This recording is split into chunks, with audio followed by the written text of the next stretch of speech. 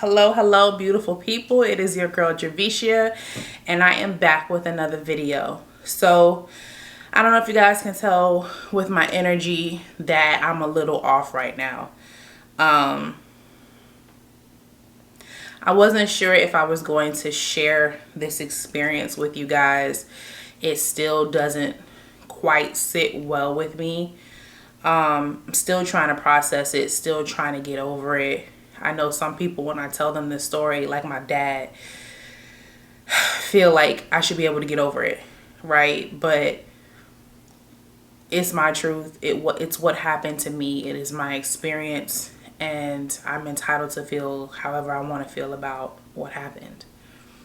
So I just wanted to talk to you guys about what I'm starting to believe was a prank call that went wrong and really has stayed with me for months now. At the time, okay, so this was a Saturday night. I had went to my brother's house and spent time with him. We had a video, we had a game night. And it was pretty late by the time that my grandmother and I had come back home. We had a good time. I really enjoyed myself. I was winding down. I didn't have to get up early, so I had plans on just watching movies until I fell asleep. You know, I didn't have to be up super early, so I was going to just allow my body to do what it wanted to do while I kind of just relaxed. I don't watch TV throughout the week, so... And honestly, I really rarely watch it on the weekends as well. So when I do get that urge, I go ahead and splurge a little bit. So I'm sitting in the bed, I'm watching a movie, and all of a sudden I get a notification for a FaceTime. Now, I don't know the number, so I definitely didn't pick it up. I just let it ring and cancel. It then went on again. Let me see if I saved the numbers just in case it happens again. Okay, so the first call that I got was around 11:20 that evening. So they called 2 more times after that through FaceTime, and I did not respond. So they then sent me a text message saying, yo. I responded and said, who is this? And they proceeded to FaceTime me again. So I ignored it once more, partly because I looked dead rough. I had just gotten ready for bed. I took my hair out, bare face. I don't even know if I had on clothes. I was just not camera ready, and I was not FaceTime ready at all. Plus, I didn't know this number, so I'm not going to pick up a random FaceTime. So then they go on to say, bro, answer the phone. This is serious. There's not much time left. So when I saw that, I was like, wait, what? And so they started FaceTiming me again. And by this time, just my anxiety started to increase, because at that time I had already received, I want to say 6 or 7 FaceTime requests, and I did not know this person. So I said, wrong number. Okay. Just trying to get this experience over with. I was already starting to get a weird vibe. And so I just wanted the conversation to end. The person then sends another message and says, no, it's not. Just please answer. 2 minutes tops. LOL, never mind. Tried to save you. Now it's too late. Blocked. So these messages are coming in back to back to back. So I'm getting notifications back to back to back. And after the messages, he or she then proceeds to FaceTime me again multiple times. So you'll see me say, stop playing on my phone. Okay. And he goes, I feel like this is a guy, so I'm just going to use that pronoun. He goes, you finna die. Now, I don't play about that. Okay. Don't tell me I'm going to die. Okay. So when you say stuff like that, that's when all bets are off. I'm done playing with you. And so I said that I was calling the police. And I did. Because by that time, I think I had received about 30 to 35 FaceTime requests from this person, along with, at that point, what, 10 or 12 back-to-back messages. So my anxiety is increasing and I'm getting freaked out. I really am. And for somebody to tell me I'm about to die and they're trying to save me, I don't play with that. This world is crazy and you just never know what to take serious and what not to. And so I proceeded to call the police because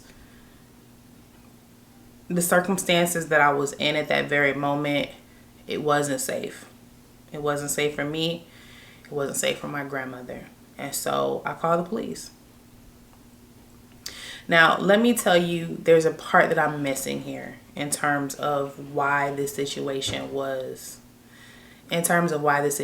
serious to me. Because a week prior, on a Sunday, I'm sitting in the bed on the phone with my granny, and all of a sudden I get a notification that somebody's in my driveway. So I go to the app and I see it's a police officer looking, like walking around my car, and when he gets to the back, he starts looking at the tag and then looking under it as if somebody's under the car. And I automatically was like, what? Why is a police officer at my house? Because with the current climate, you have to be careful. You just never know. I mean, people have died asleep in their home by a police officer. So you have to be careful. I'm not saying that all police officers are bad, but I am always on high alert. Especially because I've had a police officer point a gun at me because he thought I said something slick under my breath. So I just don't play with them at all. So I tell my grandmother, I'm like, yo, there's a police officer in the driveway, and I see him on camera walk up to the door and ring the doorbell. So I stay on the phone with her and I go to the door. He proceeds to tell me that there was a emergency call from my home and he needed to check to make sure that everything was good. Now, at the time I was the only one at the house and I was on the phone, so I know it wasn't me. And so I was telling him, like, are you sure it was this household? Because it's just me here. And he's like, are you sure it's just you? Yeah, it's just me at the house. And so I had my grandmother on speakerphone and she could hear him asking these questions, and she's tripping. She wilding. She's just like, why is he asking you all these questions? You done told him you the only one here. Why is he doing it? So I just took it off of speakerphone at the time. But I told him that, it was just me at the house, that I didn't call. And after him questioning me a few more times, I guess he realized that I was serious, and he kind of did a little nervous chuckle and said, well, more than likely what ended up happening was that it was the person that lived in the home before you, and their phone is still registered as this household. And so when they called, it automatically dispatched a police officer to this address. And I said, well, I've had this home for over a year. You can check my phone. I haven't called. So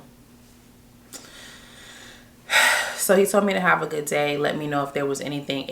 If I did need anything, I can call them back and they would be back out.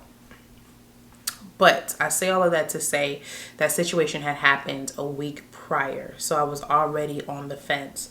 So since something else is now happening a week later, I was taken aback. So I called the police and they tell me immediately to go check all of my windows and doors. Now, when somebody tells you to do that in your home, you immediately go on high alert because now you need to protect your space. And so I proceed to check all the windows and doors. And at this time, I'm like trying not to panic because reality is setting in. I automatically start to think about what I need to do to keep myself and my family safe in that situation. And unfortunately, at the time I didn't have anything. I didn't have a weapon. I didn't know how to protect myself. And so I felt like a waiting duck. I just felt like I was waiting for something to happen. And if it did, knew that I would not be prepared for it.